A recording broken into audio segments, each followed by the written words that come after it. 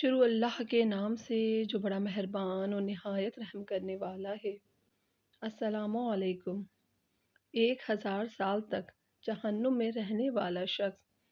ایک دفعہ حضور پاک صلی اللہ علیہ وآلہ وسلم صحابہ کی محفل میں جلوہ فرما تھے کہ ایک شخص حاضر ہوا اور عرض کرنے لگا، یا رسول اللہ صلی اللہ علیہ وآلہ وسلم، کوئی مومن ایسا بھی ہے جو جہنم میں رہے گا؟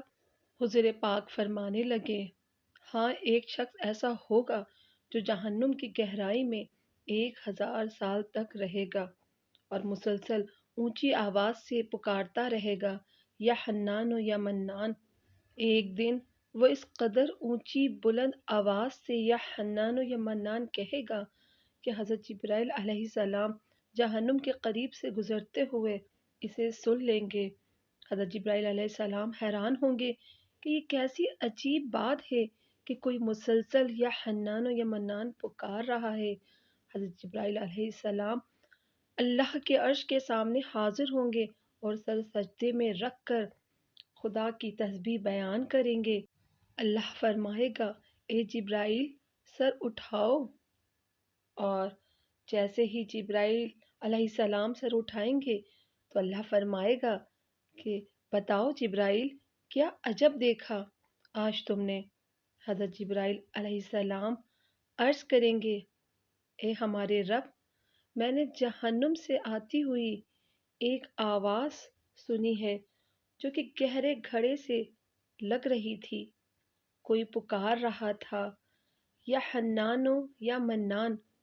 اللہ فرمائے گا، اے جبرائیل، جہنم کے داروغہ مالک کے پاس جاؤ اور اسے کہو کہ جو بندہ یا حنان و یا منان کی صدا لگا رہا ہے اسے جہنم سے نکال کر تمہارے حوالے کر دے اور پھر اسے میرے پاس لے آؤ۔ حضرت جبرائیل علیہ السلام جہنم کے دروازے پر تشریف لے جائیں گے، دروازے پر دستک دیں گے، حضرت مالک داروغہ باہر آئیں گے۔ حضرت جبرائیل علیہ السلام انہیں اللہ پاک کا حکم سنائیں گے۔ حکم سن کر حضرت مالک کے داروغہ علیہ السلام جہنم کے اندر جائیں گے۔ ہمارے پیارے آقا صلی اللہ علیہ وآلہ وسلم نے فرمایا، جیسے ماں اپنے بچوں کو پہچانتی ہے، حضرت مالک داروغہ ایسے ہی جہنم کو پہچانتے ہیں۔ اس کے باوجود آپ یا حنان و یا منان کہنے والے شخص کو تلاش نہیں کر پائیں گے۔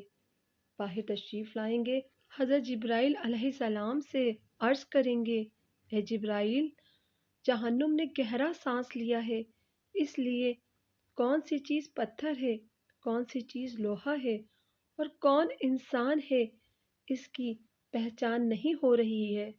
حضرت جبرائیل علیہ السلام پھر اللہ کی بارگاہ میں سجدہ کریں گے۔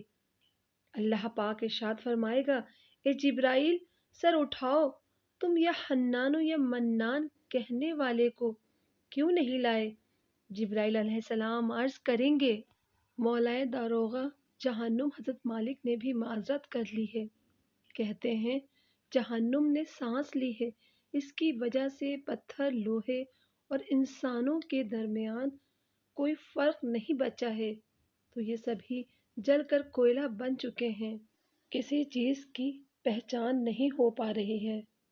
اللہ پاک فرمائے گا، جبرائیل، مالک داروغہ سے کہو میرا بندہ جہنم کے فلاں گڑھے میں، فلاں کونے میں اس طرح پڑا ہوا ہے۔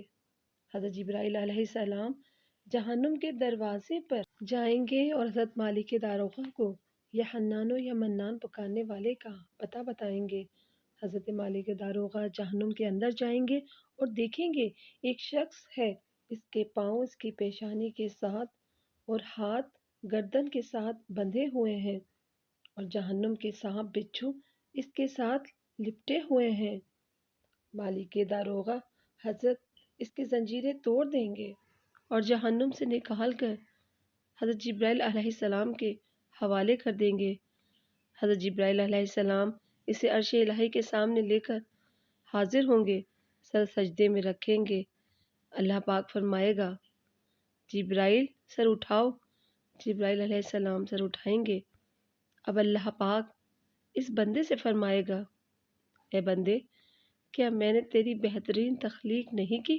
کیا میں نے تیری طرف رسول نہیں بھیجے تھے؟ کیا ان رسولوں نے تمہیں میری کتاب نہیں سنائی تھی؟ کیا میرے رسولوں نے تجھے نیکی کا حکم نہیں دیا تھا؟ تجھے برائی سے منع نہیں کیا تھا؟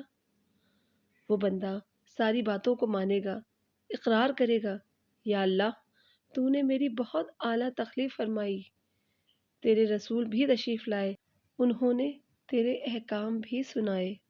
اللہ پاک فرمائے گا، پھر تو نے فلاں فلاں گناہ کیوں کیے؟ وہ عرض کرے گا، یا اللہ، میں نے اپنی جان پر ظلم کیا، جس کی سزا میں مجھے جہنم میں ڈال دیا گیا ہے۔ اے اللہ، اس کے باوجود میری امید نہیں ٹوٹی، مجھے تیری رحمت سے امید تھی، اسی لیے میں یا حنان و یا منان پکارتا رہا۔ مولا، تو نے مجھے فضل سے جہنم سے نکالا ہے، یا اللہ، مجھ پر رحم فرما دے۔ اللہ پاک فرمائے گا، اے فرشتوں، گواہ ہو جاؤ، میں نے اس بندے پر رحم کیا اور اسے معاف کر دیا۔ آئیں دوستو، ہم سب بھی اپنا اپنا محاسبہ کرتے ہیں۔ کیا ہم میں کوئی ایسا ہے جو کہہ سکے کہ میں اپنے اعمال کا حساب دے سکتا ہوں؟ اپنے اپنے گریبانوں میں نظر ڈالیے، کوئی ایسی خوبی یا نیکی جس پر ہمیں یقین ہو کہ ہمیں دوزخ میں نہیں ڈالا جائے گا۔ ہزاروں سال کی عبادتیں بھی رد ہوتی دیکھی گئی ہیں، تو بس اللہ پاک سے دعا کرتے ہیں کہ اے اللہ، ہم جانتے ہیں کہ اگر ہمارے اعمال کا سخت حساب لیا گیا تو یقیناً ہم نہیں بچ پائیں گے، ہم بہت گناہ گار ہیں، خطا کار ہیں، لیکن تیری رحمت کے طلبگار ہیں، اور ہم سے حساب اپنے عدل و انصاف پر نہ لینا بلکہ اپنی رحمت اور عطا کا سایہ رکھنا۔ اے اللہ پاک، ہم سب کو معاف فرما اور ہماری دعا کو قبول و مقبول فرما۔ آمین ثم آمین۔